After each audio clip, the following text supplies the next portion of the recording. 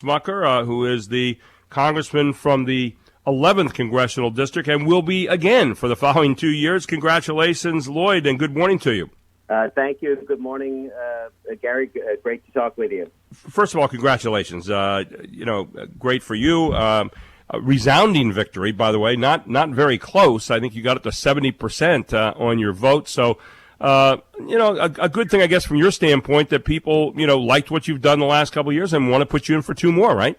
Yeah, I'm grateful for the opportunity to serve this district in York and Lancaster County. It's been a real honor to be able to do that. And I do think you're right. I think people reacted to our message, which is that, we want to rebuild this economy. We want to ensure that we defeat the virus. We want to ensure that everyone has the opportunity to live their own American dream. And we talked about the formula to do that. And I think people responded to that. And I was very, very pleased with winning with the 26-point margin.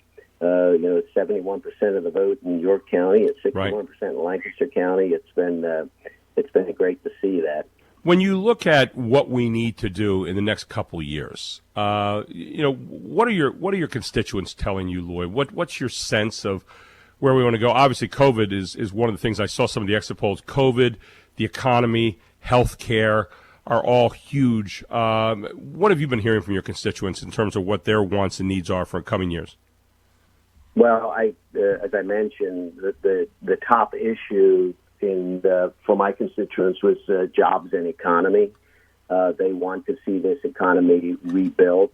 Going into COVID, obviously, the more jobs available than ever before, lowest unemployment rate, and that's what people are concerned about. And as I said, they're also concerned about ensuring that we do defeat this virus, and they believe that we can do that while opening the economy. And that's what we talked about, and that's what people want to see. And I think, by the way, the good news across the country, and we don't know yet exactly how this presidential election is going to turn out, but what I can tell you is that voters across America, and particularly here in my district as well, really did reject that radical socialist agenda from the far left Democrat Party. We saw gains in the House. We currently have at least 8 seats where we've turned what had been a seat that had been held by a Democrat to Republican. I think that's going to go up to about a dozen seats. So I think our message as Republicans really has resonated, regardless of the outcome of what's going to happen at the presidential level. One of the things to kind of carry on that idea that you're talking about, Lloyd, is, and we have about 2 minutes left, or about a minute left, was this, that, one of the things that we're seeing across America, and we can even see it within our districts here with the 11th and the 10th, is this concept of the urban areas versus the suburban and the rural areas.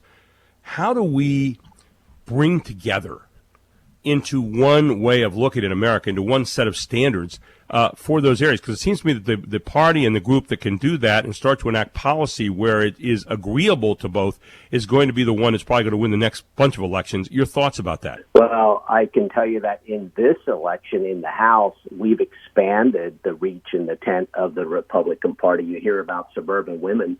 We're going to have more women than ever in the Republican conference. We're going to have more minorities than ever in the Republican Congress. And so I think you're right. We need to ensure that we are inclusive as a party, but our ideas really do resonate with the American public. I was very, very clear in this election. When we talk about ensuring that everyone has access and the opportunity to achieve their own American dream, that resonates with everyone. And so I'm very excited. We're going to welcome at least 12 new women to our conference. As I said, many of those are in seats that were previously held by Democrats.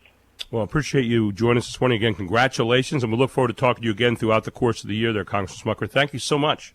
Thank you for having me. Appreciate it. Lloyd Smucker here on WSBA Morning News with Gary Sutton.